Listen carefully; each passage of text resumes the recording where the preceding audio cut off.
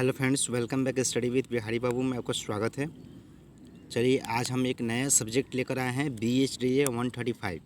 ठीक है, हिंदी भाषा और विविध प्रयोग। ठीक है, जो हिंदी भाषा है उसका प्रयोग पढ़ेंगे विविध में। ठीक है, तो आज हम स्टार्ट करेंगे आज नया जो है सब्जेक्ट BHDLA 135 जो BAG कोर्स में आते हैं। ठीक है, तो आज हम स्टार्ट करने वाले हैं और इसका असाइनमेंट आपको दे दिया गया है। ठीक है, कल ही आपको असाइनमेंट दे दिया गया है और जो भी नहीं उनको डाउनलोड कर पाए हैं इस वीडियो के नीचे डिस्क्रिप्शन में लिंक दे दिया जाएगा। ठीक है, वहाँ से आप डाउनलोड कर सकते हैं। ठीक है, चलिए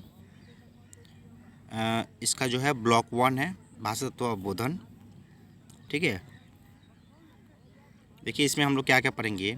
खंड 1 में पढ़ेंगे भाषा तत्व और बोधन। ठीक है, इसका इकाई 1 में है हिंदी की लिपि और वर्तनी का परिचय। ठीक है, और इकाई 2 में है हिंदी की ध्वनियाँ, और इकाई 3 में है हिंदी का प्रयोजनमूलक स्वरूप।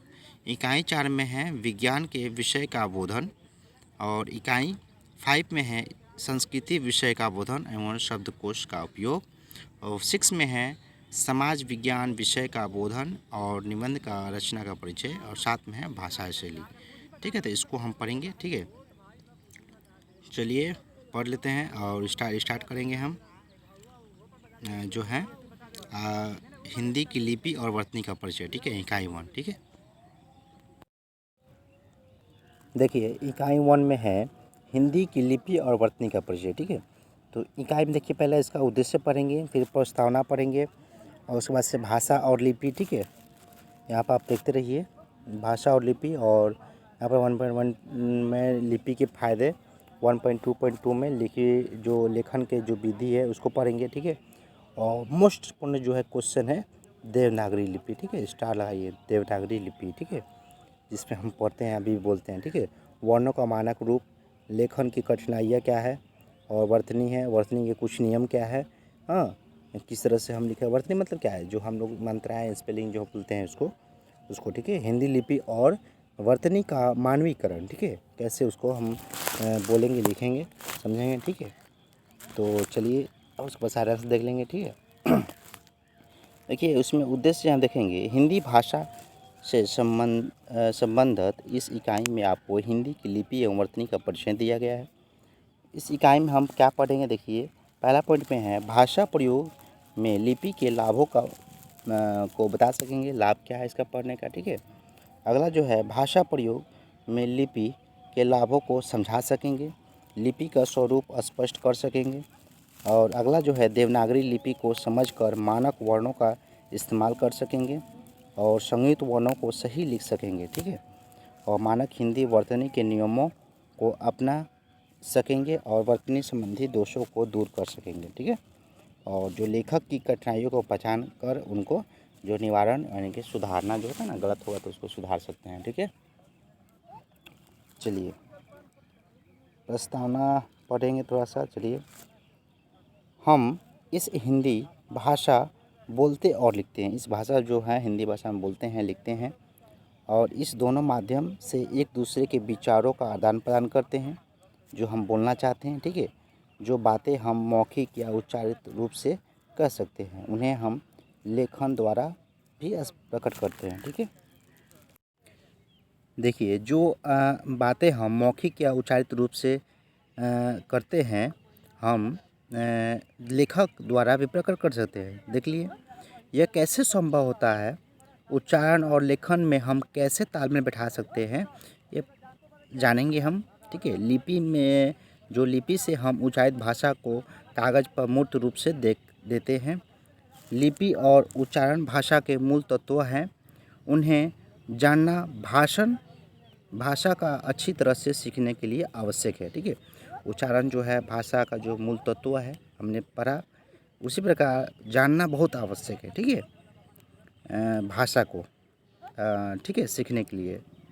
चलिए इकाई 1 में देखेंगे, इकाई 1 में हम लिपि का परिचय प्राप्त करेंगे और इकाई 2 में उच्चारण संबंधित विशेषताओं को भी चर्चा करेंगे। ठीक है, आपने देखा होगा कि लोग एक ही वर्ण के भिन्न भिन्न प्रकार से लिखते हैं। हम क्या लिखें? इस संशय को मिटाने और वर्णों को लेखन के विविधता को समाप्त करने के लिए जिससे टंकन, मुद्रण आदि का एक रूपता आ सके, जो है ना टंकन बोला टाइपिंग वगैरह होता है ना मुद्रण, तो उसको हम देख सकेंगे। भारत सरकार ने मानक देवनागरी लिपि का सुझाव दिया है। साथ ही वर्तनी के कुछ नियम बताए हैं, किस तरह से स्पेलिंग से किस तरह से लिखी जा सके, ठीक है। इसका पालन करने के लिए लिपि की एक रूपता आएगी और सीखना और सिखाना सहज होगा। क्या होगा? सीखना और सिखाना बहुत सहज होगा, ठीक है, देवनागरी लिपि के द्वारा, ठीक है। शब्द का लिखित रूप इसके वर्तनी कहलाता है, ठीक है। शब्द जो है लिखते हैं हम ना, शब्द को लिखते हैं, उस क्या होता है? वर्तनी रूप कहलाता है, वर्तनी रूप कहलाता है, ठीक है। आपने देखा होगा कि अधिकतर लोग वर्तनी की गलतियां करते हैं, जो हम लोग बोलते हैं ना मंत्रा गलती होता है, बड़ी का मंत्रा छोटी में करते हैं, छोटी का बड़ा में करते थे, ठीक है। छोटा ऊ का जगह पर बड़ा ऊ का लगाते हैं, ठीक है, उसको हम देखेंगे, ठीक है। परिचय, लिपि, समापत, हिंदी वर्ण, मुद्रण आदि गलत रूप हैं, जबकि इन शब्दों से सही रूप है परिचय, लिपि, समाप्त, हिंदी वर्ण, मुद्रण। आप भी ऐसी गलतियाँ करते होंगे तो आप सोचते होंगे कि इन दोषों से बचा कैसे जाए। कुछ नियम हैं जिनके हम वर्तनी के दोषों को कुछ हद तक पकड़ सकते हैं, लेकिन सबसे बड़ा नियम जो है कि हम सही उच्चारण को पहचानने, सही उच्चारण कर सके, ये जो है मोस्ट इम्पोर्टेंट है, ठीक है। इस इकाई में तथा आगे की इकाई में वर्तनी के बारे में भी और हमें जानकारी मिलेगी, ठीक है। कुछ जो शब्द दो तरह के लिखे जा सकते हैं, दोनों रूप सही माने जाते हैं, जैसे गर्म, गरम, ठीक है, बोलते हैं ना एक गरम है वो गर्म, ठीक है। दोनों को एक तरह से ही रूप से देखा जाता है, लेकिन थोड़ा सा अंतर है वर्तनी में, ठीक है। इन शब्दों के बारे में भी हमें जानना होगा। आइए हम जो प्रारंभ करते हैं, ठीक है। चलिए शुरू करते हैं, जो है देवनागरी लिपि, वर्तनी आदि की जानकारी प्राप्त कर सकेंगे इस पढ़ने से। चलिए देखते हैं भाषा और लिपि, ठीक है। यह आप पाठ जो है पढ़ना शुरू कर रहे हैं तो आपको बता दिया जाए कि भाषा और लिपि बहुत ही इम्पोर्टेंट है हिंदी को जानने के लिए, ठीक है। आपके सामने में जो है कोई अगर ना भी रहे तो भी बोल सकता है, जैसे इसमें लिखा हुआ है। फिर भी लगता है कि आपसे बात कर रहा हूँ, जैसे मैं बोल रहा हूँ, ठीक है, तो लग रहा है मैं आपसे बात कर रहा हूँ, ठीक है, लेकिन मैं आपके सामने नहीं हूँ, ठीक है। तो आप मेरी बातों को समझ रहे हैं, जैसे सामने बैठ सुन रहे हो, जैसे मैं पढ़ा रहा हूँ तो आप सुन रहे हैं, पढ़ रहे हैं। यह कैसे संभव हुआ है, ठीक है, इसको हम जानेंगे कैसे संभव हुआ है। अरे तो मेरे सामने है नहीं तो कैसे वो बता सकता है, कैसे हमको पढ़ा सकता है, ठीक है। वैसे प्रश्न उठता है, ठीक है। आप भाषा के लिखित रूप को पढ़ सकते हैं, ठीक है, क्या जैसे हम पढ़ सकते हैं, स्क्रीन पर देखिए हम पढ़ सकते हैं, आप भी देख सकते हैं, पढ़ सकते हैं, ठीक है। तो देखिए इसमें आपके सामने छपे हुए ऐसे अक्षर हैं, इन्हीं अक्षरों से आप भाषा के उच्चारण रूप को पहचान सकते हैं और अर्थ ग्रहण कर सकते हैं। जैसे हम पढ़ा रहे हैं उसका निष्कर्ष हम बता रहे हैं, इसे क्यों लिखा गया, किस लिए लिखा गया, ठीक है, तो इस तरह से, ठीक है। इस तरह हम लिपि के माध्यम से एक दूसरे के बातचीत कर सकते हैं। एक लिपि हुआ, एक तरह का लिपि हुआ, एक दूर से भी जुड़ सकते हैं, लिपि हुआ जैसे बोलकर अपने भाव को अभिव्यक्ति कर देते हैं, सुना सकते हैं बोलकर। ऐसे कह सकते हैं कि पढ़ना या सुनने का दूसरा रूप है, ठीक है, जो है लिपि बोलते हैं इसे, ठीक है। लिपि के महत्व का विचार करने से पूर्व हमें भाषा के महत्व का भी विचार जो है कर लेना चाहिए। भाषा वह माध्यम है जिस पर मानव समाज का बहुमुखी विकास निर्भर करता है। आपको यह जानकर आश्चर्य होगा कि भाषा के बिना मनुष्य सोच भी नहीं सकता है। मान लीजिए अगर उसको भाषा ही नहीं पता हो तो किस भाषा में सोचेगा, किस तरह से वो आगे बढ़ेगा, ठीक है, तो वो नहीं हो सकता है, ठीक है। जिस पर हम मानव समाज का बहुमुखी विकास निर्भर करते हैं, ठीक है, निर्भर जो है करता है। आपको यह जानकर आश्चर्य होगा कि भाषा के बिना मनुष्य सोच भी तो नहीं सकता है, जैसे हमने अभी कहा। उसका संपूर्ण चिंतन उसके मातृभाषा में होता है। जैसे मान लीजिए हम लोग हैं, हम लोग हिंदी भाषा के हैं, गाँव इलाका तो हम लोग ज़्यादा भोजपुरी बोलते हैं, ठीक है। अगर थोड़ा सा शहरी इलाके में तो हिंदी बोलते हैं, और स्टैंडर्ड अगर शहर में है तो यहाँ पे इंग्लिश बोलनी पड़ती है, ठीक है। उसी तरह तो भाषा जो है बहुत ही इम्पोर्टेंट है, ठीक है। लेकिन भाषा में चिंतन और विकास की आधार भूमि लिपि है ना जी, ठीक है। लिपिबद्ध भाषा या लेखन कला के उद्भव से ही भाषा का चरम विकास संभव हो सका है, ठीक है। चलिए आगे देखते हैं लिपि के फायदे क्या है, ठीक है। देखिए इसमें लिपि के विकास से पहले मनुष्य सिर्फ बोलता था, ठीक है। क्या बोलता था? मनुष्य बोलता था, लिपि नहीं था तो, ठीक है, वो लिखता नहीं था। संस्कृत के विकास के साथ लिखित जो है प्रारंभ हुआ, शुरुआत हुई। पहले मनुष्य तार के पत्तों पर या भोजपत्र पर लिखावट लिखता था, करता था, ठीक है। कुछ लोग गीली मिट्टी पर या पत्थरों पर भी लिखते थे। पहले आप देख लीजिएगा, इतिहासों में देखिएगा तो पहले पत्थरों में लिखा गया था, ठीक है। तो कुछ लोग गीली मिट्टी पर भी पत्थरों पर लिखते थे, ठीक है। कुछ संस्कृतियों के धातु पटल पर भी लिखने का प्रमाण मिलता है। प्राचीन काल में लिखना बहुत ही कठिन काम था, इसलिए इसका अधिक प्रचार नहीं हुआ था, ठीक है। उनके उस भाषा ही नहीं मालूम था किस तरह की भाषा हम लिखें कि सब समझ सके, ठीक है। संसार में कम भाषाएं लिखी जाती थी। मध्य युग में कागज़ का उत्पादन आरंभ हुआ, जो मध्य युग था बीच में 1400 के बाद से, तो वहाँ पर क्या हुआ, आपको आरंभ हुआ लिखना, और छपाई का जो प्रचलन भी शुरू हुआ, ठीक है। पहले नहीं होता था, तब से लिखने का व्यापक प्रचार शुरू हुआ, ठीक है। जब बाद में क्या हुआ, लिखने का व्यापक प्रचार हुआ। हम जो है कोशिश कर रहे हैं कि सभी लोग लिखना पढ़ना सीखे। जैसे लिखना पढ़ना नहीं आता उन्हें एक अशिक्षित कहा था, ठीक है। ऐसा क्यों? लिखने पढ़ने से ही ज्ञान का विस्तार हो सकता है। हम यह भी देखते हैं कि जो भाषाएं लिखी जाती है वे ही प्रगति करती हैं, उनको बोलने वाला समाज उन्नति करता है। आप जानना चाहेंगे कि लिपि के समाज को जो विकास का क्या संबंध है, ठीक है।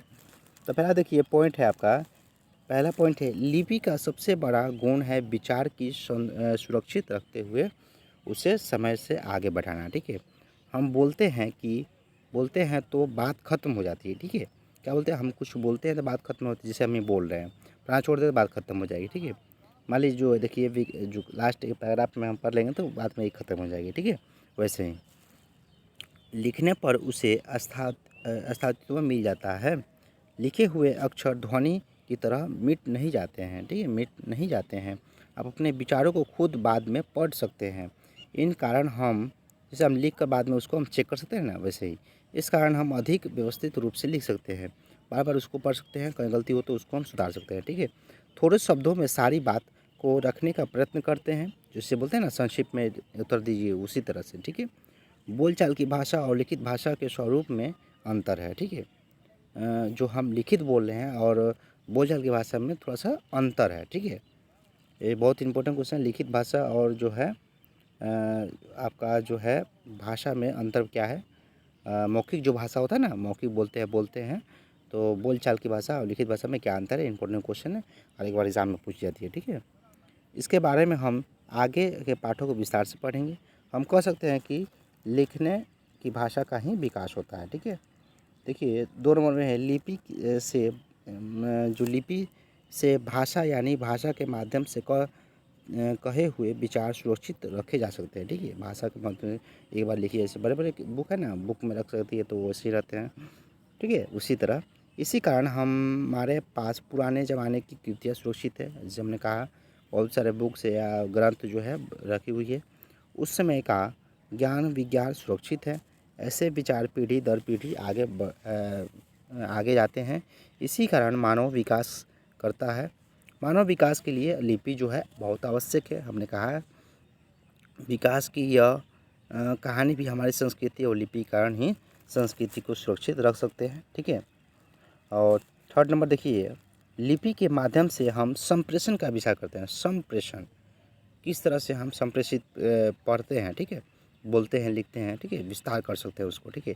आप बोलोगे तो ज़्यादा से ज़्यादा कुछ 1000 लोग आपको सुन सकेंगे। लेकिन अखबार में आप लिखे हैं तो आपको हज़ारों का लाखों आदमी आपको देख सकते हैं, हर स्टेट या हर गांव में भी पहुंच सकता है। तो माध्यम हुआ एक, ठीक है। शायद लाखों लोगों को आप सुन सकेंगे। भारत के ही नई दुनिया में कोने कोने में बैठे हुए लोग हैं आपके विचार जान सकेंगे लेखन के माध्यम से, ठीक है। लेखन में आने वाली पीढ़ियाँ भी आपके विचार जान सकेगी, ठीक है। आप लिख सकते हैं, ठीक है। मान लीजिए कि शेक्सपियर हैं, आप कोई पोएट लिख रहे हैं तो उनको शेक्सपियर है या नहीं है, लेकिन उस पोएट को लाखों करोड़ों आदमी जान रहा है, पढ़ रहा है, सीख रहा है, ठीक है।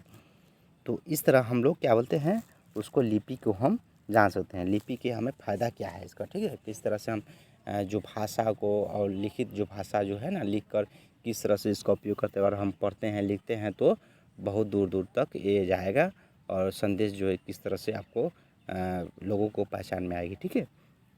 इससे हम लोग फ़ायदा ले सकते हैं लिपि के फ़ायदा, जो लिखना और बोलना जिसे बोलते हैं, ठीक है। चलिए तब आज के लिए इतना ही रखते हैं, ठीक है। अगले दिन जो है आपका पढ़ेंगे लेखन की विधि, किस प्रकार के लेखन लिखते हैं, ठीक है। तो आज पहला क्लास था BSD 135 का। तो आप पढ़िए, अच्छे से रहिए घर में। BAG कोर्स का जो है BSD 135 चल रहा है, ठीक है। 136 भी चल रहा है, अब हिस्ट्री भी 1-2 दिन में से स्टार्ट कर दी जाएगी। 132 विक जो है 120 BHIC 131 और 132, ठीक है। तो चलो आज के लिए इतना ही रहने देते हैं, ठीक है। जय हिंद, जय भारत।